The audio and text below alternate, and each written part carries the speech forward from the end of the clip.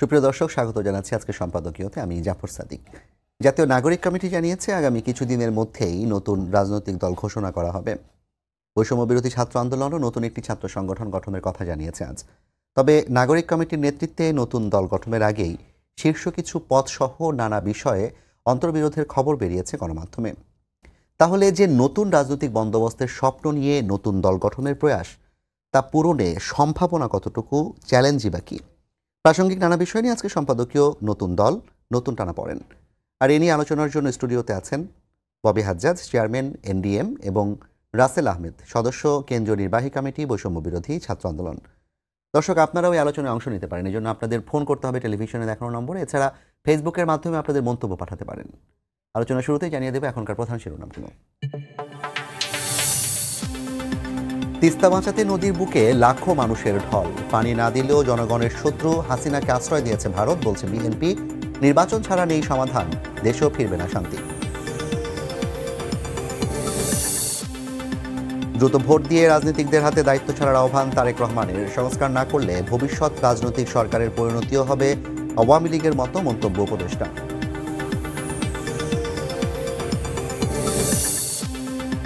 জুলাই হত্যার মামলায় সাবেক মেয়র আতিককে গ্রেপ্তার দেখালেন ট্রাইব্যুনাল। আওয়ামী লীগের 5 নেতা কারাগারে। ইনু, মেনন ও সাংবাদিক দম্পতি শাকিল, রূপা ফের রিমান্ডে।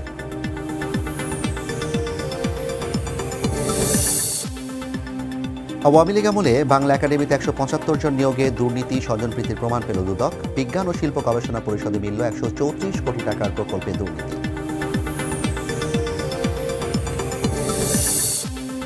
এবং সেনাবাহিনীর তৎপরতায় চাঁদাবাজি, হত্যাসহ কমেছে সব অপরাধ। জেলা সদরের ব্রিফিং। মব সৃষ্টিকারীদের বিরুদ্ধে ব্যবস্থা নিচ্ছে সরকার, জানালো স্বরাষ্ট্র উপদেষ্টা।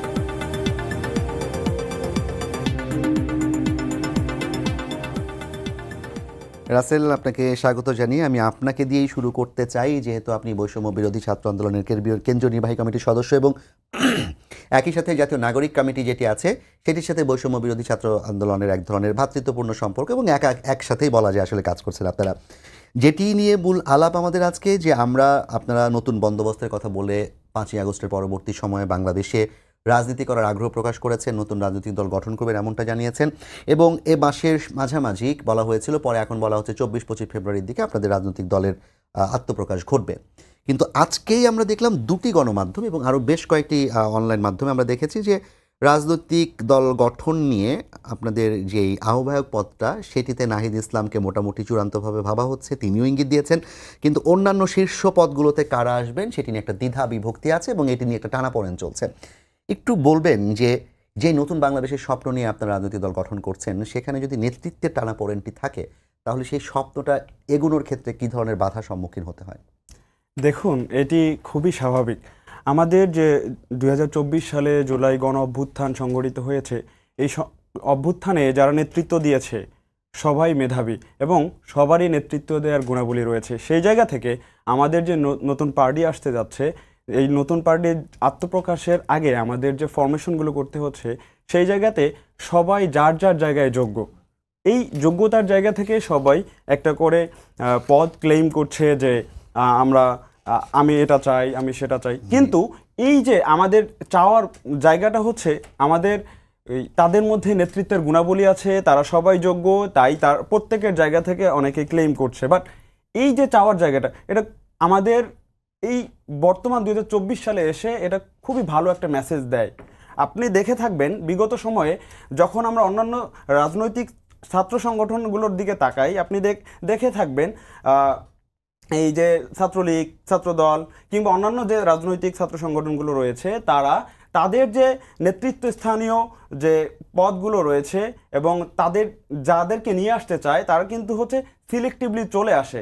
বাট আমাদের এখানে অলরেডি প্রমাণিত হয়েছে যে কারা নেতৃত্বে আসবে। তো সবারই যেহেতু নেতৃত্ব দেওয়ার গুণাবলী রয়েছে, সবাই যোগ্য নেতৃত্ব, আমাদের যেহেতু সবাই আবার তরুণ প্রজন্ম থেকে উঠে আসা, সবাই তরুণ প্রজন্মের নেতা, সেই জায়গা থেকে মতানৈক্য থাকতে পারে, কিন্তু আমরা আশা করি খুব দ্রুত সময়ের মধ্যে আমরা একটা সুন্দর ফর্মেশন নিয়ে সারা বাংলাদেশের সামনে আত্মপ্রকাশ ঘটবে। সেই সাথে এই আত্মপ্রকাশের মাধ্যমেই আমাদের যে নতুন রাজনৈতিক বন্দোবস্তের যে আমরা কথা বলেছি, বাংলাদেশের মানুষকে যে স্বপ্ন দেখিয়েছি, সেটার বাস্তবায়ন ঘটবে। একটি গণমাধ্যমে আজকেই সংবাদ হয়েছে যে নাগরিক কমিটির মধ্যে 3টি গ্রুপ এখন ক্রিয়াশীল, যেহেতু আপনারা বলেছেন ডানো না বামও না, একটা মধ্যপন্থীর দল যারা কিনা বাংলাদেশপন্থী, তারা সবাই আপনাদের এই রাজনৈতিক দলে অংশগ্রহণ করতে পারবে। 3টি গ্রুপের কথা বলা হচ্ছে, অভ্যন্তরীণ সূত্রের দিয়ে বলা হচ্ছে এখানে রেফারেন্স দিয়ে, যে একটা গ্রুপ হচ্ছে যারা গণতান্ত্রিক ছাত্র শক্তি এবং ছাত্র অধিকার পরিষদের সঙ্গে যুক্ত ছিল, তারা জানিয়েছেন এমনটা বলছেন। একটা হচ্ছে আক্তারকে সমর্থন করছেন একটি গ্রুপ, আরেকটি গ্রুপ সমর্থন করছেন হচ্ছে নাসিরউদ্দিন পাটোয়ারিকে, এবং আরেকটি গ্রুপ যারা কিনা ঢাকা বিশ্ববিদ্যালয়ে শিবির করতেন, একসময় শিবিরের যারা নেতা ছিলেন, তাদের একটি অংশকে তারা সমর্থন করছেন। এবং সেই জায়গায় 3টি গ্রুপ নিয়ে এক ধরনের মতানৈক্যটা একটু তীব্রতার দিকেই যাচ্ছে। যেমন গতকালকে যে মিটিংটি হয়েছিল, সেই মিটিংয়ে শিবিরের যে সমর্থিত গ্রুপটি, সেই গ্রুপের বেশ কয়েকজন অংশগ্রহণ করেননি বলেও কিন্তু গণমাধ্যমে সংবাদ এসছে। তাহলে এই 3 গ্রুপকে একসাথে করে সেই মধ্যপন্থার বাংলাদেশের জন্য কাজ করার যে স্বপ্ন দেখছেন। দেখুন, আমরা সেই মিটিংয়ে উপস্থিত ছিলাম। আমরা আরও এর আগে অনেকগুলো গ্রুমিং হয়েছে, মিটিং হয়েছে, সেই জায়গা থেকে আমরা এরকম কোনো গ্রুপ দেখি নাই যে আমাদের এই যে জাতীয় নাগরিক কমিটি কিংবা বৈষম্য ছাত্র আন্দোলনের মধ্যে গ্রুপ আছে। আসলে বাইরে যেগুলো আসে, এখানে আমরা এটা ধরে নিতে পারি যে একটা ষড়যন্ত্র হচ্ছে আমাদের মনোবল ভেঙে দেওয়ার জন্য। এই যে যোগ্য নেতৃত্বগুলো সামনে আসবে, তাদের মনোবল ভেঙে দেওয়ার জন্য। আসলে আমাদের এই জাতীয় নাগরিক কমিটি কিংবা বৈষম্য ছাত্র আন্দোলনের মধ্যে কোনো গ্রুপ নাই। যেটা হচ্ছে আমাদের যে ভাইটাল যে পোস্টগুলো রয়েছে, আমাদের পার্টির যে পোস্টগুলো রয়েছে, সেগুলোতে আসার জন্য একটা প্রতিযোগিতা রয়েছে। এই প্রতিযোগিতা তো অবশ্যই ভালো, আমরা এটাকে খুবই ভালো চোখে দেখছি। তবে আশা করি যে এই আপনি যে সংকটের কথা বলছেন, এটা আসলে এটা ঠিক সংকট না, এক ধরনের প্রতিযোগিতার মাধ্যমে কিন্তু আমরা বলেছি যে অন্তর্বিরোধ তৈরি হচ্ছে। আমরা কিন্তু অন্তর্কোন্দল ব্যবহার করিনি। না, অন্তর্বিরোধ আসলে হয় নাই। আমরা এটাকে খুবই ভালো চোখে দেখছি। আশা করি এই ধরনের অন্তর্বিরোধ যেটা মানুষ বলছে, সেটা আসলে মিথ্যা এবং মিথ্যাচার চলছে। আমাদের মনোবল ভেঙে দেওয়ার চেষ্টা হচ্ছে। আমরা আশা করি খুব দ্রুত সময়ের মধ্যে আমাদের পার্টির আত্মপ্রকাশের মাধ্যমে বাংলাদেশের মানুষের সামনে আত্মপ্রকাশ ঘটবে। আমরা কোন দিকে আগাচ্ছি, আমাদের চিন্তাধারা কেমন, এবং আমরা কোন পথে নতুন আমরা আরো আলাপ করবো আপনার সাথে। একটু ববি হাজ্জাজ ভাই, আপনার কাছে আসতে চাই। আপনি এনডিএম এর চেয়ারম্যান হিসেবে দীর্ঘদিন ধরে রাজনীতি করছেন, এবং এর আগে বাংলাদেশের রাজনীতিতে এক যুগেরও বেশি সময় ধরে আপনার পদচারণা, আপনি অনেক কিছুই দেখেছেন। নতুন রাজনৈতিক দল গঠন করতে যাচ্ছেন যারা কিনা এই আন্দোলনের সামনে সারিতে ছিলেন, তাদের নেতৃত্বে। এবং আমি যেটা বললাম যে তাদের মধ্যে এখন নেতৃত্ব নিয়ে এক ধরনের আলোচনা কিংবা তাদের মধ্যে এক ধরনের টানাপোড়েন শব্দটা ব্যবহার করা ঠিক হবে কিনা আমি জানি না, তবে তাদের মধ্যে একটা প্রতিযোগিতা, তার ভাষায় যদি আমি বলতে চাই, এটিকে আপনি কিভাবে দেখছেন এবং এই রাজনৈতিক দলের সামনে চ্যালেঞ্জ কি এবং তাদের সম্ভাবনা কতটুকু? প্রথমে আপনাকে অসংখ্য ধন্যবাদ, আপনি সহ আমার সহ আলোচক এবং সময়ের পর্দায় যারা দেখছেন বা আগামীতে দেখবেন, সবাইকে সালাম এবং শুভেচ্ছা। প্রথমত, যে কোনো রাজনৈতিক প্রচেষ্টাকে আমি সবসময় সাধুবাদ জানি, এবং তাদেরও গত বছর সেপ্টেম্বর অক্টোবরে তারা যখন প্রথম ডাক দিয়েছিলেন যারা পার্টি ফরমেশনে যাবেন, তখন থেকে আমি সাধুবাদ জানিয়ে আসছি।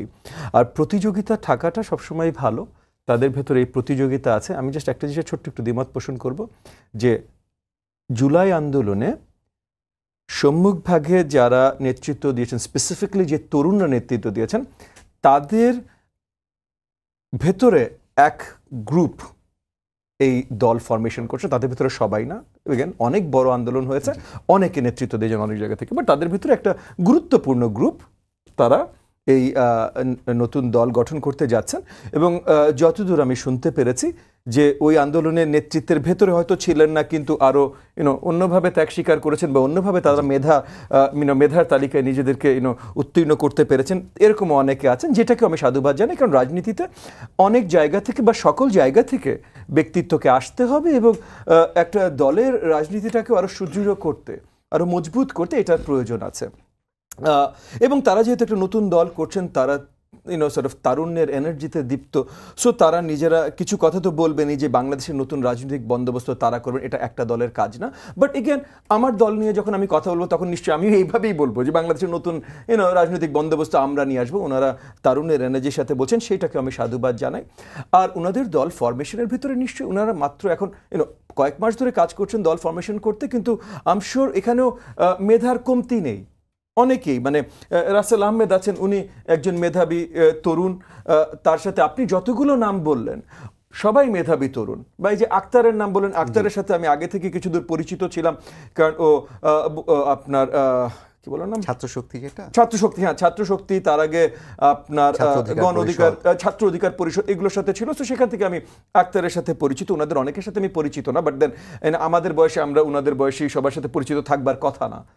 কিন্তু এই যে এই সবার মেধাগুলো যখন একসাথে আসে, তারপর জুলাই আন্দোলনে স্পেসিফিক্যালি ওই যে 6 জন প্রধান সমন্বয়ক ছিলেন যাদেরকে ডিবিতে ধরে নিয়ে যাবার জন্য, ওটাও কিন্তু একটা বড় কারণ ছিল যেখানে আন্দোলন আরো অনেক বেশি বেগবান হয়। যে তাদের হার না মানা মনোভাবটা, তারা ওখানে ভিতরে যে কি করেছেন এটা জানি না, আমার জানার দরকার নেই। পয়েন্ট হলো দে বিকেম আইকনস। আপনি আইকন স্টেটাসে যাওয়ার পর আপনি কি করেন না করেন এটা গুরুত্বপূর্ণ না। পয়েন্ট হলো তারা ওখানে ছিল এবং ওখানে থাকার জন্য তারা আইকন হয়েছেন, এবং ওই আইকনটা হবার কারণে মানে তাদেরকে বাঁচাবে এই কারণে কিন্তু পুরো আপনার আইনজীবী সমাজ নেমে এসেছিল, সুশীল প্রতিনিধিরা সবাই নেমে, আপনার হ্যাঁ আপনার এনজিও সেক্টর, ট্রান্সপারেন্সি ইন্টারন্যাশনাল বলেন, বা এখন আজকে যে উপদেষ্টা আছেন রেজওয়ানা চৌধুরী, তারপর আজকে যিনি ভট্টাচার্য, হ্যাঁ এনারা মানে উনি উপদেষ্টা নেই, বাট ইউনো কমিশন চিফ আপনার ইফতেখারুজ্জামান ছিলেন, হ্যাঁ এনারা সবাই নেমে এসেছিলেন। আসিফ নজরুল সাহেব নাহলে আরো আগে থেকে রাজনীতির সাথে অনেক কিছুতে সম্পৃক্ত ছিলেন, কিন্তু রেজওয়ানা, অ্যাডভোকেট রেজওয়ানা উনি ছিলেন না, বা ইউনো ইকোনমিস্ট অর্থনীতিবিদ দেবপ্রিয় ভট্টাচার্য উনি রাজনীতির সাথে সম্পৃক্ত ছিলেন না। তারপর ইফতেখারুজ্জামান ওনারা ছিলেন না, কিন্তু ওনারা এই যে ওই 6 তরুণ তাদেরকে এই যে ডিবি হেফাজতে, হেফাজত এটা তো খুবই নোংরা একটা শব্দ, কারণ পুরো শব্দটার ব্যবহার, কিন্তু তাদের হেভিয়াস কর্পাস ভঙ্গ করে তাদেরকে জোর করে ধরে রাখা, এবং তাদেরকে হয়তো গুম করে ফেলতে পারতো। জাস্ট তারা ততক্ষণে অলরেডি ন্যাশনাল মিডিয়াতে এতটা পরিচিত হয়ে গেছে যে ওইখানে হয়তো আর সাহস করতে পারে নাই। কিন্তু ওই যে তারা এই 6 জন যে আইকনটা হয়েছিল, বা তাদের আগে মীর মুগ্ধ যে আইকনটা হয়েছিল, তারও আগে আবু সাইদ যে আইকনটা হয়েছিল, এই কয়জন আইকন যদি তৈরি না হতো, এবং হ্যাঁ একদিকে আপনি বলতেই পারেন যে এর ভিতরে যদি সবচেয়ে বড় স্যাক্রিফাইস মানে দাঁড়িয়ে স্ট্যান্ড দাঁড়িয়ে সবচেয়ে বড় স্যাক্রিফাইস হতো আবু সাইদের ছিল, কিন্তু কারোর স্যাক্রিফাইস কম ছিল না ইনাদের সবার। এবং ইনাদের সবার বাইরে যারা তখন ডিবির হেফাজতে ছিল না, আমি ধরেই নিচ্ছি রাসেল আহমেদ, উনি কি উনার সাহস দেখান নাই? উনি কি রাস্তায় নামেন নাই? সো এই যে এদের সবার স্যাক্রিফাইস, যেই কারণে আমি প্রথমেই বললাম যে সবাই যারা সম্মুখভাগে নেতৃত্ব দিয়েছে তারা সবাই না, বা তাদের মধ্যে একটা অংশ। কারণ রাসেল আহমেদ যেখানে নেতৃত্ব দিচ্ছিল ওইখানেও আই এম শিওর আরো তরুণরা ছিল যারা রাসেল আহমেদের সাথে কাঁধে কাঁধ মিলিয়ে, বা রাসেল আহমেদ একটা এলাকায় দিচ্ছে আরেকটা এলাকায় দিচ্ছে। তরুণদের এত নেতৃত্বের গুণাবলী কিংবা সাহস, সেটা নিয়ে যে দলটি আসতে যাচ্ছে, জি সেটির আসলে সম্ভাবনা কি এবং তাদের সামনে কি চ্যালেঞ্জ আছে? সম্ভাবনা দ্বিমত করতে যাচ্ছিলাম যে আমাদের আন্দোলনের নেতৃত্ব দেয় একটা গ্রুপ না। আসলে দেখেন, বৈষম্যবিরোধী ছাত্র আন্দোলন প্ল্যাটফর্ম নিয়ে যখন আমরা আন্দোলনে রাজপথে নেমে আসি, সেই সময় কিন্তু আমাদের সাথে অন্যান্য রাজনৈতিক ছাত্র সংগঠন সহ অনেকে যুক্ত হয়েছিল। পরবর্তীতে তারা তাদের রাজনীতি করার জন্য ফিরে গিয়েছে। তো আমাদের যারা নতুন রাজনৈতিক দল নিয়ে আমরা চিন্তা করছি, তারা আমরা হচ্ছে আমি বলেছি যে জুলাই আন্দোলনে, স্পেসিফিক জুলাই আন্দোলনের কথা আমি বলছি, জুলাই আন্দোলনে যখন লক্ষ লক্ষ কোটি কোটি জনতা নেমে এসেছে এবং প্রথমে সব তরুণরা নেমে এসেছে, তো এই যে সব তরুণরা নেমে এসেছে, যেমন মনে করো যে যখন 18, 19, 20 যখন আমি আত্মগোপনে যাওয়ার আগে যখন আমি প্রাইভেট বিশ্ববিদ্যালয়ের ছাত্রদের সাথে ছিলাম, প্রাইভেট বিশ্ববিদ্যালয়ের যে 20-30 হাজার ছাত্র মিনিমাম চোখ বন্ধ করে, মানে আমার পিছেই তো, মানে আমার সাথে, আমাকে ওরা সামনে এগিয়ে দিয়েছিল, সেই হিসেবে আমি বলছি আমার পিছে, আমার সাথেই তো ছিল 20-30 হাজার ছাত্রছাত্রী প্রাইভেট বিশ্ববিদ্যালয়ের। তো এই যে এই 20-30 হাজার ছাত্রছাত্রীর ভেতরে যারা তখন আমার সামনে গুলিবিদ্ধ হয়েছে, আমার সাথে গুলিবিদ্ধ হয়েছে, যারা বিকাল পর্যন্ত 18 তারিখ বিকাল পর্যন্ত রাবার বুলেট খেয়েছে, সন্ধ্যা থেকে অ্যাকচুয়াল লাইভ বুলেট খাওয়া শুরু করেছে, যারা 19 তারিখে লাইভ বুলেট খেয়েছে, মানে আমার চোখের সামনে ভাই যারা করেছে, এদের কেউ বা এদের অনেকেই হয়তো ওখানে নেই, তাই বলে তোমাদের গ্রুপ কোনোভাবে ছোট হয়ে যাচ্ছে না। আমি জাস্ট বলছি যে এখানে এত বড় একটা গণ আন্দোলনে 100, 200, 300 জনের নেতৃত্বে হয়নি, হাজারে হাজারে নেতৃত্বে দিয়েছে, এবং এই হাজারে হাজারে তরুণরা সবাই আবার এই রাজনৈতিক দলের সাথে নেই, বেশিরভাগ হয়তো রাজনীতির সাথেই নেই, তা হতেই পারে, অনেকে হয়তো অন্য কোনো রাজনৈতিক সংগঠনের সাথে আছে। আমি জাস্ট এগেন উনাদেরকে ছোট করা না, তাদের নতুন দলকে ছোট করে না, আমি জাস্ট বলছি যে তাই বলে আবার এই দলের বাইরে যারা আছেন, যারা অ্যাকচুয়ালি তারাও সাহস দিয়ে নেতৃত্ব দিয়েছেন, তাদেরকে হঠাৎ করে মার্জিনালাইজ করে নাম বাদ দিয়ে না। আমি বলছি সেই হিসাবে আমি বলেছি যে একটা অংশ এবং গুরুত্বপূর্ণ অংশ, অবভিয়াসলি আমি প্রথমেই বললাম যে সবচেয়ে আইকনিক ছিল, মানে প্রথমে আবু সাইদ, তারপর মীর মুগ্ধ, তারপর আইকনিক ছিল যে 6 জনকে ডিবিতে ধরে নিয়ে গেল, যারা একদম প্রথম থেকে, নাহিদ, আসিফ, যারা প্রথম থেকে কোটা বিরোধী আন্দোলনের নেতৃত্বে ছিল, রাইট? সো এরা সব আইকনিক লিডারশিপে গেছে এবং এদের সাথে আজকে যারা আছেন তরুণরা, বা এই যে আক্তার যদ্দূর আমার মনে পড়ে, এগেন যদি আমি ভুল বলি আমাকে কারেক্ট করে দেবে, যদ্দূর আমার মনে পড়ে এই আন্দোলনের শুরুতে আক্তারকে আইন শৃঙ্খলা বাহিনী তুলে নিয়ে যায়। আক্তারকে তুলে নিয়ে যায় বিধায় হয়তো আক্তার ওই জুলাই আন্দোলনের মধ্যে রাস্তায় অনেক বড় কিছু রাখতে পারেনি, কিন্তু তাছাড়া আমি 100% বিশ্বাস করি যে আক্তার যতক্ষণ পর্যন্ত ছিল রেখেছে অবদান, এবং যতক্ষণ পর্যন্ত থাকতো রাখতো অবদান। সো তাহলে আক্তারেরটাও ছোট হয়ে যাচ্ছে না, বাট ওই 6 জন আইকন হয়েছে। তো সেরকম আক্তার ওনাদের সাথে ছিল এবং এখন ওনাদের সাথে আছেন, হয়তো একসময় ওনাদের অনেকে নেতৃত্বও দিয়েছেন আক্তার, কারণ ওই জায়গায় ছিল। আবার অনেকে আছেন যেগুলো এটার সাথে ছিল না। এটা আসলে আর্গুমেন্টের বিষয়ই না, আমি জাস্ট বলছি যে ক্রেডিটটা আরো অনেকের আছে, সবার ক্রেডিট আছে। এবং এইখানে তাদের ভিতরে একটা গ্রুপ যারা মনে করেছেন, ওনারা যারা মনে করেছেন যা আমরা আন্দোলন করেছি, এখন আমরা আগামী রাজনীতিতেও অবদান রাখতে চাই, তো আমাদের আন্দোলনটা যেন অগস্টেই শেষ না হয়ে যায়, সাধুবাদ জানাই সেটাকে। এবং সেখানে তাদেরও যে একটা কম্পিটিশন আছে, উনি রাসেল আহমেদি বললেন, তরুণ কিন্তু সুন্দর করে বলেছেন, আমার খুব পছন্দ হয়েছে তার কথাটা, সুন্দর করে বলছে যে না, এই যে এই কম্পিটিশনটা, আমরা এই কম্পিটিশনটা কোনোভাবেই নেগেটিভলি দেখি না, এটাকে আমি সাধুবাদ জানাই। কারণ আমাদের দেশে বেশিরভাগ জায়গায় তো আমরা কম্পিটিশনকে নেতিবাচকভাবে দেখি, না আমার জায়গা, আমাকে কেউ ঠেলা দিবে কেন। যে তারা তরুণের একটা মানসিকতা নিয়ে এসছে যে না আমরা কম্পিটিশনই দেখতে চাই, আমাদের মধ্যে আমরা কম্পিট করে কে সবচেয়ে ভালো, কে সবচেয়ে নিজেকে প্রমাণ করতে পারবে, সে নেতৃত্ব দেবে। এটা তো সাধুবাদ। যেমন সাধুবাদ জানাচ্ছেন, বাংলাদেশে একটি বৃহৎ রাজনৈতিক দল হচ্ছে বাংলাদেশ জাতীয়তাবাদী দল, বিএনপি। তারাও আসলে বৈষম্য বিরোধী ছাত্র আন্দোলন এবং নাগরিক কমিটির উদ্যোগে সাধুবাদ জানিয়েছে। একই সাথে তারা একটা সতর্কতা অবলম্বন করছে বিভিন্ন বক্তব্যে, যেটা তাদের চেয়ারপারসনও বলেছেন, ভারপ্রাপ্ত চেয়ারম্যান বলেছেন যে সরকারের সাহায্য নিয়ে কোনো রাজনৈতিক দল গঠনকে তিনি খুব ভালোভাবে নিতে পারেন না, এবং অন্যান্যরাও একই কথাই বলছেন। সেই জায়গা থেকে আমি মূলত আপনার কাছে যে প্রশ্নটি ছিল, এই যে বিএনপির এমন একটি মনোভাব যে নতুন রাজনৈতিক দল গঠনের পর সেই রাজনৈতিক দলটার সাথে সরকারি সম্পৃক্ততা কতটুকু সেটি তারা খতিয়ে দেখবেন, রাজনৈতিক দলের নেতৃত্বে কারা থাকছেন সেটি খতিয়ে দেখবেন। এর মধ্য থেকে বাংলাদেশের যে রাজনৈতিক চরিত্র, এই চরিত্রে নতুন দল হিসেবে বাংলাদেশ পন্থা কিংবা মধ্যপন্থী দল হয়ে তাদের চ্যালেঞ্জটা কি ধরনের? দেখেন, ফার্স্ট অ্যান্ড ফরমোস্ট ওনারা কিপন্থী দল হবেন এটা ওনারা দলের কার্যক্রম শুরু করার পরই আসলে পরিষ্কার হবে। ওনাদের নেতৃত্বে যারা আছেন অনেকেই হয়তো চান মধ্যপন্থী, তাদের চিন্তা হয়তো মধ্যপন্থী, তারা হয়তো চান মধ্যপন্থী হতে, এবং ওনারা রাজনীতিতে নতুন পদার্পণ করছেন। ওনারা পদার্পণ করার পরই বুঝবেন যে রাজনীতিতে অনেক কিছু অনেকভাবে হয়। আজকে রাসেল আহমেদ নেতা যদি নেতা হয়, বা যদি আমি ধরে নিচ্ছি সে অলরেডি নেতা, আমার সাথে তার আজকে প্রথম পরিচয়, তার জন্য আমি বলছি, বাট সে নেতা মানে সে গত 6 মাসে হলেও সে উপলব্ধি করেছে এখন আর সে নিজের মানুষ না। তার যদি 1000, 10,000, 1 লাখ ফলোয়ার থাকে, তাহলে ওই ফলোয়াররা যেই দিকে তাকে চাইবে তার উপায় নেই ওই দিকে যাওয়া ছাড়া, তাছাড়া সে নেতা না কিন্তু। সো এখন আপনার যে কনস্টিটিউয়েন্সি, মানে আপনার কনস্টিটিউয়েন্স যারা লিডারশিপ কনস্টিটিউয়েন্স, আমি এলাকা ভোটের কনস্টিটিউয়েন্স বলছি, আপনার কনস্টিটিউয়েন্স যারা, তারা যদি চায় আপনি বামপন্থী দল হবেন, আপনার কিচ্ছু কারণে আপনি বামপন্থী দল। শেখ মুজিবুর রহমান বামপন্থী ছিল না সারা জীবন, কিন্তু আফটার 67 যখন পুরো মুজিববাদী ছাত্রলীগ যখন নেতৃত্ব দেওয়া শুরু করলো, এবং মুজিববাদী ছাত্রলীগ যখন ফুল লেফটিস্ট ছিল, তখন হঠাৎ করে দেখা গেল শেখ মুজিব লেফটিস্ট হয়ে গেছে, তার কোনো উপায় নাই। এবং 72-এর কনস্টিটিউশন লেফটিস্ট সোশ্যালিস্ট কনস্টিটিউশন হিসেবে বের হয়ে আসলো। শেখ মুজিব জীবনে লেফটিস্ট ছিল না।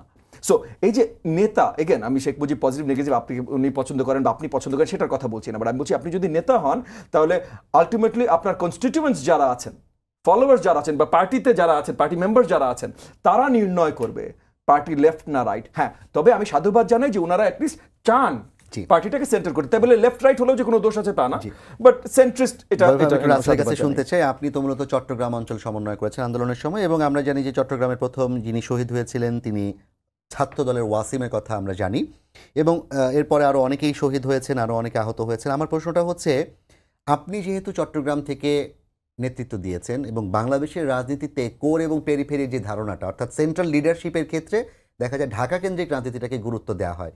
আপনাদের যে রাজনৈতিক দলটি গঠন হতে যাচ্ছে, যেটি ববি ভাই খানিকটা বললেন যে আরও অনেকেই এর সাথে যুক্ত ছিলেন, যাদের একটা অংশ, গুরুত্বপূর্ণ অংশ হচ্ছে এই রাজনৈতিক দলটা গঠনে প্রক্রিয়ায় যুক্ত আছে। আপনার কাছে আমার প্রশ্ন হচ্ছে যে পেরিফেরি অঞ্চলের যে মানুষগুলো বৈষম্য বিরোধী ছাত্র আন্দোলনের সাথে যুক্ত ছিল, তাদের এই দলে অবস্থান কীরকম সংহত হতে যাচ্ছে? দেখুন, আমরা যখন এই প্ল্যাটফর্মটা দাঁড় করাই, এই প্ল্যাটফর্মটা কিন্তু সারা বাংলাদেশে আন্দোলন করেছে, এবং সারা বাংলাদেশে আন্দোলন হওয়ার ফলেই কিন্তু আমাদের গণ অভ্যুত্থান সংগঠিত হয়েছে।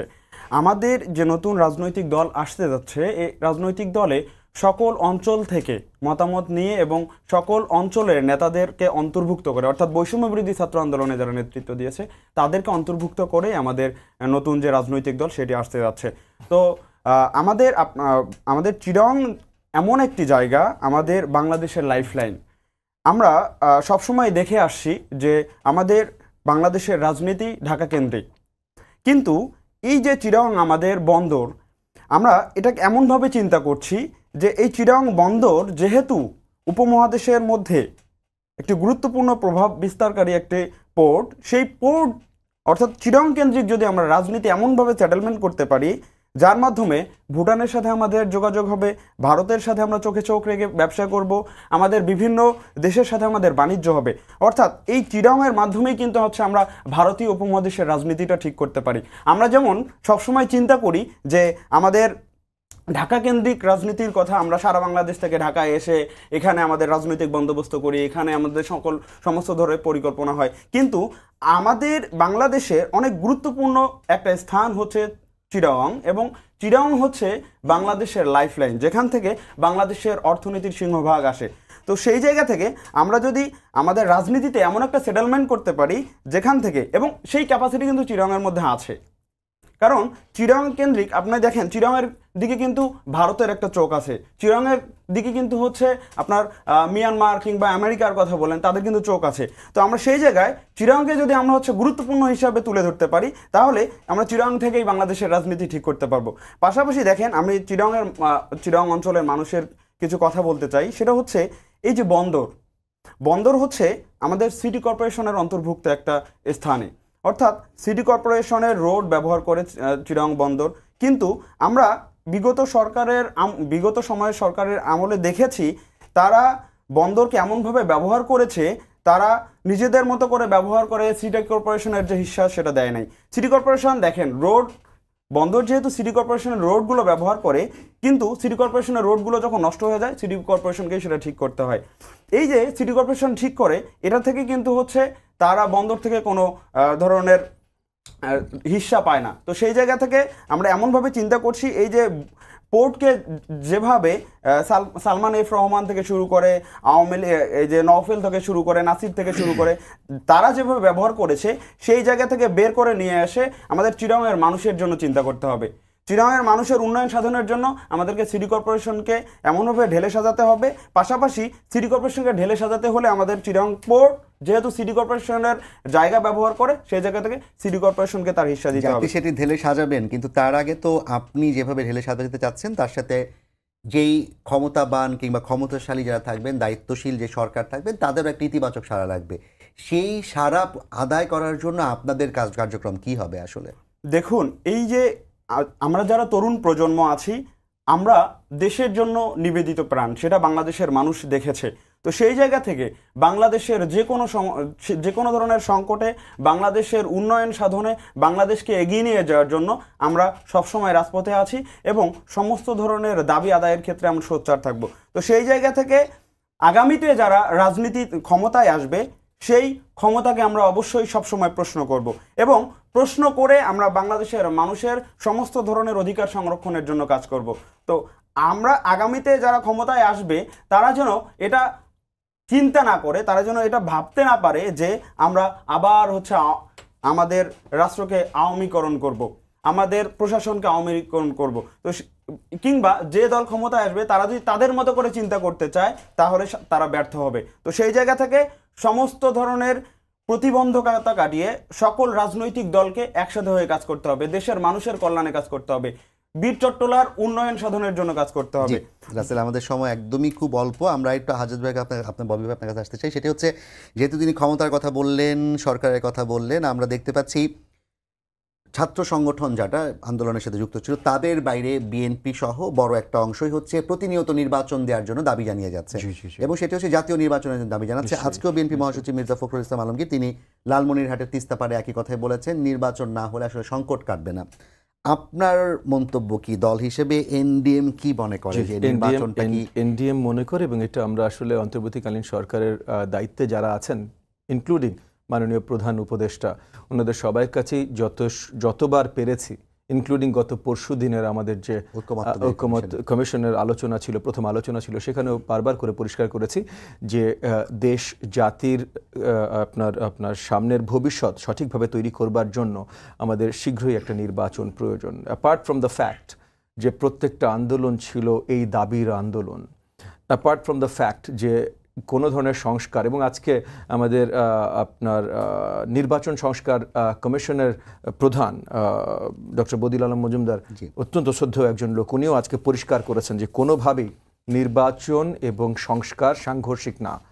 সো তাহলে নির্বাচন এবং সংস্কার যদি সাংঘর্ষিক না হয়, যদি গত 15 বছরের সকল আন্দোলন নির্বাচন কেন্দ্রিক হয়ে থাকে, যদি আপনার জুলাই আন্দোলন ফাইনালি এই যে এক দফা আন্দোলনটা যখন হলো যে এই সরকার হাটাও, এই সরকার হাটাও মানে কি, মানে জনগণের দাবি পূরণ করো, জনগণের দাবি কি এটা তো জনগণকে জিজ্ঞেস করো, জনগণকে জিজ্ঞেস করার উপায় কি, নির্বাচন। সো সবভাবেই নির্বাচন প্রয়োজন। একই সাথে এখন যে অন্তর্বর্তীকালীন সরকারটা আছে ওনাদেরকে সম্পূর্ণ শ্রদ্ধার সাথেই বলছি যে ওনাদের এই কাঠামোটাই কখনো ছিল না লম্বা সময় সরকার পরিচালনা করবার। সো যখন কাঠামোতেই নেই লম্বা সময় সরকার পরিচালনা করবার, তখন লম্বা সময় সরকার পরিচালনা করতে গেলে অনেক ধরনের প্রবলেমস ওনারা ফেস করবেন, যেটা ওনারা করে আসছেন। এবং যেই কারণে দেখেন, মনে করেন আজকেও আমরা দেখেছি জুলাইয়ের আহতরা আপনার শাহবাগে আন্দোলনরত ছিলেন, আবার সর্ট অফ এই যে শিক্ষক সমাজ তারা গত কয়েক মাস ধরে আন্দোলন করে যাচ্ছে, আজকে তারাও আন্দোলনে ছিলেন। অনেক ধরনের এটার দোষারোপ কিন্তু আমি অন্তর্বর্তীকালীন সরকারকে করছি না, কারণ তাদের দ্বারা আসলেই হয়তো সম্ভব হয়নি এবং এই কাঠামোতে তাদের দ্বারা সম্ভব হয়তো না, কিন্তু তাহলে এগুলোরও তো সলিউশনে আসতে হবে। এবং এই সলিউশনগুলো পৌঁছবার জন্য একটা সঠিক রাজনৈতিক নির্বাচিত শক্তিশালী সরকারের অত্যন্ত প্রয়োজন এবং মানে খুব জলদি প্রয়োজন। সো যত শীঘ্রই নির্বাচন দেয়া যায় সেটাই আমরা প্রত্যাশা করেছি আপনার অন্তর্বর্তীকালীন সরকারের কাছে, এবং একই সাথে এটাও প্রত্যাশা যে জাতীয় নির্বাচন যেন আপনার স্থানীয় নির্বাচনের আগে হয়। সেটার জন্য কি কি প্রতিকূলতা সেগুলো আমরা পরিষ্কার করেছি। এক হলো অবভিয়াসলি স্থানীয় নির্বাচনের আপনার লেজিটিমেসি, দুই হলো জাতীয় নির্বাচন মানে স্থানীয় নির্বাচন এখন যেভাবে সাজেস্টেড হচ্ছে করতে হবে, সেভাবে করতে হলে যে আইনগুলো বদলাতে হবে সেটাও জাতীয় নির্বাচন হওয়ার পরই একমাত্র বদলানো সম্ভব। 3 নম্বর হলো লোকাল লেভেলে স্থানীয় নির্বাচনে যে প্রতিকূলতা, স্পেশালি আইন শৃঙ্খলা রিলেটেড জনিত যত প্রতিকূলতা সম্মুখীন হতে পারি আমরা, এগুলো অন্তর্বর্তীকালীন সরকারের দ্বারা স্পেশালি এখন যে কাঠামোগত অবস্থা তাতে হ্যান্ডেল করা সম্ভবই না। সেটা আর একটা 4 নম্বর আসেন যে এখানে একটা সুযোগ চলে আসবে যে যেই আওয়ামী লীগকে, এবং আমি পার্সোনালি মামলাও করেছি, এখনও কাজ করে যাচ্ছি যে আওয়ামী লীগ বাংলাদেশে রাজনীতি করতে না পারে।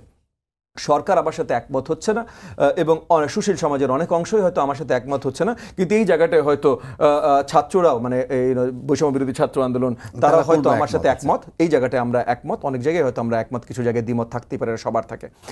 তো এই জায়গাটাতেও যে তাদের লোকজন তখন সুন্দরভাবে, কারণ টাকা পয়সা তাদের কাছে আছে, লোকাল মাসালও তাদের কাছে এখনো যে সব হারিয়ে গেছে তা না, সো তারাও উঠে আসার একটা সুযোগ পাবে। সো বড় দাগে অনেকগুলো প্রবলেম আছে যেই কারণে জাতীয় নির্বাচনটা স্থানীয় নির্বাচনের আগে হওয়া প্রয়োজন, এবং এর আগে আপনাকে বললাম কি কারণগুলো জন্য যে জাতীয় নির্বাচন যত শীঘ্রই সম্ভব হওয়া প্রয়োজন। কিন্তু সংস্কারের যে কথা বলে এই সরকার ক্ষমতা এসেছিল, সংস্কার কমিশনের রিপোর্টকে বলে এসছে 6 মাসে, আরো 6 মাস লাগবে সেগুলো একীভূত করতে এবং সেই সংস্কার। আচ্ছা, এখানে আমি জাস্ট ছোট্ট করে বলি। 1 নম্বর হলো সংস্কারের কোনো প্রমিস নিয়ে এই সরকার আসে নাই। একটা সরকার পড়ে গেছে, রাতারাতি আমাদের একটা সরকার দরকার ছিল, তো রাতারাতি একটা সরকার দরকার ছিল বলে এই সরকারকে বসানো হয়েছে। এবং এখানে তারাও এটাতে সম্মতি ছিল, মানে তাদের যারা সম্মুখভাগে নেতৃত্ব, মানে এই উনাদের অর্গানাইজেশনে যারা সম্মুখভাগে নেতৃত্ব ছিলেন, রাজনৈতিক মণ্ডলে আমরা যারা ছিলাম, এবং আরও সুশীল সমাজ কিছু, এবং আমাদের বিদেশি বন্ধুরাও যে এটাতে সহযোগিতা আমাদের করে নাই তা না, অনেকের সহযোগিতা নিয়ে আমরা এই সরকারটা বসেছি, কারণ ইমিডিয়েট একটা ভ্যাকিউম ছিল। আপনি দেখেন 5 তারিখ থেকে 8 তারিখই তো সরকার ছিল না, সো ওই ভ্যাকিউমটা ফিল আপ করার জন্য, এবং এর জন্য কিন্তু এটাকে আমরা অন্তর্বর্তীকালীন সরকার বলি। এটা স্পেশাল দায়িত্বের সরকার, এটা ওইটা সরকার না, কিন্তু এটা অন্তর্বর্তীকালীন সরকার যে একটা ভ্যাকিউমটা ফিল আপ করতে হবে। কিন্তু এর ভিতরে ওনাদের কাছ থেকে আমাদের কিছু প্রত্যাশা নেই বা ছিল না তা না। কি প্রত্যাশা ছিল? যে একটা সুন্দর নির্বাচনের জন্য তো কিছু কাজ করতে হবে, এবং এইটা একটা সুযোগ, এই যে এই অন্তর্বর্তীকালীন সরকারের সময়টা একটা সুযোগ যেখানে আসলে আমরা সংস্কার নিয়ে আলোচনায় বসতে পারি, সংস্কার নিয়ে এগ্রিমেন্টে আসতে পারি, এবং সেই এগ্রিমেন্টগুলো কিছু যদি অন্তর্বর্তীকালীন সরকার বাস্তবায়ন করতে পারে খুব ভালো, না হলে একটা এগ্রিমেন্টে জেনারেল কনসেনসাসে চলে আসলে আগামী নির্বাচিত সরকার, সেটা যেই হোক, ওনাদের নতুন দল হোক, বিএনপি হোক, এনডিএম হোক, যেই হোক, তারা যেন প্রতিজ্ঞাবদ্ধ থাকে জনগণের কাছে যে তারা এই সংস্কারগুলো বাস্তবায়ন করবেন। কিন্তু এখন এই সংস্কারগুলো কমিশনগুলো যে 6 মাসের রিপোর্ট দিয়েছেন, আমি তাদের সাধুবাদ জানি, হয়তো এই রিপোর্ট আরও আগে দেওয়া যেত, বাট ফেয়ার এনাফ, ওনারা নিখুঁত রিপোর্ট দিতে চেষ্টা করে, 6 মাস লেগে গেছে, কোনো অসুবিধা নেই। কিন্তু এই রিপোর্টে কনসেনসাস আনতে কোনোভাবেই 6 মাস লাগবে না। কেন লাগবে না? কারণ এটা আমি গত পরশুদিন ওনাদের সাথে আলোচনা করেছি যে প্রত্যেকটা দল, কারণ এখানে তো রাজনৈতিক কনসেনসাস দরকার, ইনক্লুডিং তাদের দল, তারা নতুন দল ফরমেশন করে ফেলতে পারলে, ইনশাল্লাহ করেও ফেলছেন তারা, আমরা কনসেনসাসের টেবিলে বসবো। 6টা কমিশন বা 12টা কমিশন, প্রত্যেকটা দল থেকে ওই কমিশনের জন্য একটা করে প্রতিনিধি চাইবেন, ওই প্রতিনিধিদের নিয়ে ওই কমিশন বসবেন, প্রত্যেকটা আইটেমের উপরে ভোটিং হবে, যেটার উপরে সবাই ইউনানিমাস ভোটিং হয়ে গেছে, এটাতে কনসেনসাস রিচড। এইটা যেগুলোতে ইউনানিমাস আসেনি সেগুলো কত শতাংশ এসেছে, যদি মেজরিটি আসে তাহলে কিভাবে ইউনানিমাস আনা যায় এইটা নিয়ে একটু আলোচনায় বসতে পারি। যেটাতে মেজরিটি কনসেনসাস আসে নাই ওটা আপাতত বাতিল করা ছাড়া আর কোনো উপায় নাই। এই রিলেটেড যদি আমরা এগিয়ে যাই তাহলে এইটা 1 মাসের মধ্যে পুরো প্রসেস শেষ করা সম্ভব। ঠিক আছে, 1 মাসের জায়গায় আমি 3 মাস সময় দিলাম, যদি 6 মাস লাগে 6 মাসই দিলাম, এখন ফেব্রুয়ারি মাস, 6 মাস তো ভাই অগাস্ট, তাইলে তো এই বছরের সুন্দরভাবে নির্বাচন সম্ভব। যেতে চাই যেটা আপনি জনাব রাসেল, আপনার ববি ভাই যেটি বললেন যে সংস্কারের কোনো ম্যান্ডেট নেই, সরকার আসেনি, কিন্তু আপনাদের বৈষম্য বিরোধী ছাত্র আন্দোলন নাগরিক কমিটির কাছ থেকে কিন্তু আমরা বারবারই একটা বক্তব্য শুনি, সংস্কারের বিকল্প নেই, সংস্কার ছাড়া নির্বাচন হওয়া সম্ভব না। তাহলে এই দাবিটি কোত্থেকে আপনারা করছেন, কিংবা আসলে কি সরকারের সংস্কারের ম্যান্ডেট ছিল না? দেখুন, আমরা স্বাধীনতার পর থেকে এখন পর্যন্ত যতগুলো নির্বাচন হয়েছে, প্রত্যেকটা নির্বাচনের পরই বিরোধী দল বলেছে যে নির্বাচন সুষ্ঠু হয় নাই, এবং নির্বাচিত সরকার ক্ষমতায় আসার পর দমন পীড়ন করেছে, এবং আমাদেরকে দেখতে হয়েছে এমন একটা করে সময়, যেমন 1990 সালে আমাদেরকে গণঅভ্যুত্থান দেখতে হয়েছে, যদি তারপর 2024-এ আমাদেরকে গণঅভ্যুত্থান দেখতে হলো, আমাদেরকে রক্ত দিতে হলো। বারবার যদি আমরা এভাবে রক্ত দিই এবং প্রত্যেকটা সরকার ক্ষমতায় আসার পরই যদি দমন পীড়ন করে এবং এই সব যখন চলতে থাকে, তখন আমরা বলতে পারি আমাদের এই রাষ্ট্রে, আমাদের এই দেশে সংস্কারের প্রয়োজন রয়েছে। সেটা আমাদের নির্বাচন কমিশন সংস্কারের প্রয়োজন রয়েছে, আমাদের রাজনৈতিক দলগুলোকে সংস্কারের প্রয়োজন রয়েছে। ছিল সরকারকে সংস্কারের ম্যান্ডেট নিয়ে এসেছিল কিনা, যেটি ববি ভাই বললেন। হ্যাঁ, নিশ্চয়ই আমাদের এই শহীদেরা রক্ত দেওয়ার মাধ্যমেই এই সরকারকে ম্যান্ডেট দিয়েছে, অবশ্যই সংস্কারের জন্য ম্যান্ডেট দিয়েছে। কারণ এই সংস্কার যদি সম্পাদিত না হয়, তাহলে আমাদের এই রাষ্ট্রে বারবারই আমাদেরকে রক্ত দিতে হবে, আমাদেরকে 2018 দেখতে হবে, আমাদেরকে 2024 দেখতে হবে, 2013 দেখতে হবে। তো সেই জায়গা থেকে আমরা যদি সংস্কার সম্পাদন করতে না পারি, সংস্কার করতে না পারি, এই সরকার যদি সংস্কার করতে না পারে, তাহলে আমাদেরকে আবারও কোনো না কোনো সময় গিয়ে রক্ত দিতে হবে, আবারও কেউ না কেউ, কোনো না কোনো সরকার, কোনো না কোনো দল ফেসিস্ট হয়ে উঠবে, স্বৈরাচার হয়ে উঠবে। সেই জায়গা থেকে আমরা যে সংস্কারের কথা বলি, আমরা সেই সংস্কারটাই আগে চাই। সেটা কতদিনের মধ্যে করতে চান, কিংবা কতটুকু সংস্কার চান? আমাদের এই যে 50 বছরের যে জঞ্জাল, এই জঞ্জাল দূর করার জন্য আমরা যদি 3 মাস, 6 মাস, 1 বছরকে খুবই পর্যাপ্ত সময় মনে করি, তাহলে আমরা মনে করছি যে এটা কোনোভাবেই ঠিক না। কারণ এই 50 বছরে যেভাবে আমাদের রাষ্ট্রে জঞ্জাল জড়িয়ে গেছে, প্রত্যেকটা দপ্তরের পরতে পরতে দুর্নীতি, প্রত্যেকটা দপ্তরে বিভিন্নভাবে আমলাতান্ত্রিক জটিলতা, এই জটিলতাগুলো নিরসনের জন্য আমাদেরকে সংস্কারের প্রয়োজন রয়েছে। আমাদের প্রত্যেকটা দপ্তরের দুর্নীতি নিরসনের জন্য আমাদের সংস্কার রয়েছে। তো সেই জায়গা থেকে আমরা যদি সংস্কার সম্পাদন করতে না পারি, সংস্কার করতে না পারি, তাহলে আগামীতে আবার যে সরকার ক্ষমতায় আসবে, সেই সরকার আবার স্বৈরাচার উঠবে। এবং এটা আমরা নিশ্চিত করে বলতে পারি, কেননা আমরা এই যে আমাদের যে শহীদেরা, তাদের যে আত্মত্যাগ, তাদের আত্মত্যাগই বলে দেয় আমাদের আগামীর বাংলাদেশে সাম্য, ন্যায়, মানবিক মর্যাদা নিশ্চিত করতে হবে এবং বৈষম্য নিরসন করতে হবে। এই বৈষম্য নিরসন করার জন্য, সাম্য, ন্যায় ও মানবিক মর্যাদা নিশ্চিত করার জন্য আমাদের এই সরকার যেভাবে এগিয়ে যাচ্ছে, যেভাবে কাজ করে যাচ্ছে, আমরা আশা করি এর ফ্রুটফুল ফলাফল আমরা দেখতে পাবো। সময় তো শেষ হয়ে এসেছে, আপনাকে আমি ছোট্ট একটা প্রশ্ন করব, একটু এক বাক্যে অথবা অল্প কথা উত্তর দিবেন। সেটি হচ্ছে, আজকে বৈষম্য বিরোধী ছাত্র আন্দোলন যেই নতুন ছাত্র সংগঠনের কথা বললো, সেটি বলেছে তারা দলীয় লেজুর ভিত্তিক হবে না এবং একই সাথে স্বাধীন ছাত্র সংগঠন হবে। এর মধ্য দিয়ে বৈষম্য বিরোধী ছাত্র আন্দোলন প্ল্যাটফর্মের বোধহয় সমাপ্তি ঘটতে যাচ্ছে। আমার প্রশ্ন হচ্ছে, যদি লেজুর ভিত্তিক না হয়, স্বাধীন প্ল্যাটফর্ম হয়, তাহলে নতুন যে রাজনৈতিক দলটি আছে সেটির সাথে একই কার্যপ্রক্রিয়া তারা কেন নতুন ছাত্র সংগঠন গঠন করছে, কিংবা আসলে উদ্দেশ্যটি কি এখানে? দেখুন, আমাদের বিগত সময়ে, আমি ছাত্রলীগ, ছাত্রদল কিংবা অন্যান্য রাজনৈতিক ছাত্র সংগঠনের কথা যদি বলি, তারা যেভাবে হলরুম কালচার, গেস্ট রুম কালচারের মাধ্যমে আমাদের ছাত্র রাজনীতিকে ধ্বংস করে দিয়েছে, সেই ধ্বংসের জায়গা থেকে আমাদের ছাত্র রাজনীতিকে পুনরুজ্জীবন ঘটার জন্য আমরা নতুন একটি ছাত্র সংগঠন করতে যাচ্ছি এবং এই ছাত্র সংগঠন অবশ্যই শিক্ষার্থীদের শিক্ষা নিয়ে কাজ সেটির সাথে করবে। কি নতুন দলের কোনো যোগাযোগ থাকবে না থাকবে না? না, নতুন দলের সাথে আমাদের কোনো এই ছাত্র সংগঠনের লেজুর ভিত্তি থাকবে না। আশা করি ছাত্র রাজনীতির যে স্বরূপ, ছাত্র রাজনীতির যে পরিধি, সেই বিষয়গুলো নিয়েই এই রাজনৈতিক ছাত্র সংগঠনটি কাজ করবে। জনি ধন্যবাদ রাসেল আহমেদ আপনাকে। ববি ভাই, আপনার জন্য আর 1 মিনিট সময় আছে, যদি আপনি তার কথার প্রেক্ষিতে কিছু বলতে চান। আমি ছোট্ট করে একটু বলতে চাই। প্রথমে আমি আবার সাধুবাদ জানাই রাসেল আহমেদকে, তারা তারুণ্যের শক্তি নিয়ে একটা কাজ শুরু করছে এবং বাস্তবতা কতটা কঠিন এটা হয়তো বুঝতে ওনাদের একটু সময় লাগবে, বাট আমি বিশ্বাস করি ওনারা বুঝবেন এবং খুব ভালোভাবে কাজ করবেন।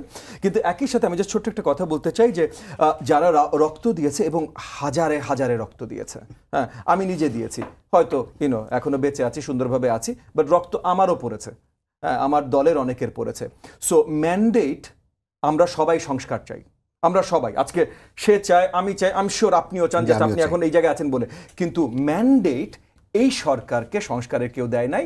এই সরকার বসানো হয়েছে যেন নেক্সট এই দেশ সরকারবিহীন না থাকে নেক্সট নির্বাচন পর্যন্ত, এবং এই সংস্কারের ম্যান্ডেট এখন সবার হাতে, ওনাদের হাতেও, এই তরুণদের হাতেও, ওনাদের রাজনৈতিক মানে কার্যকলাপের মাধ্যমে ওনারা সংস্কার করবেন, আমরা করব, সরকার এসে করবে। অনেক ধন্যবাদ ববি ভাই, অনেক ধন্যবাদ রাসেল আহমেদ আপনাকে। আমরা প্রত্যাশা করি যে রাজনৈতিক দলটি গঠন হতে যাচ্ছে সেটি যেই স্বপ্ন নিয়ে গঠন হবে সেটি বাংলাদেশের স্বপ্ন পূরণ করতে পারবে, এবং একই সাথে অন্যান্য যে রাজনৈতিক দলগুলো আছে সেটি সবশেষে বাংলাদেশের কথাই বলবে, বাংলাদেশকে নিয়ে ভাববে। সবাইকে ধন্যবাদ জানিয়ে শেষ করছি আজকে সম্পাদকীয়।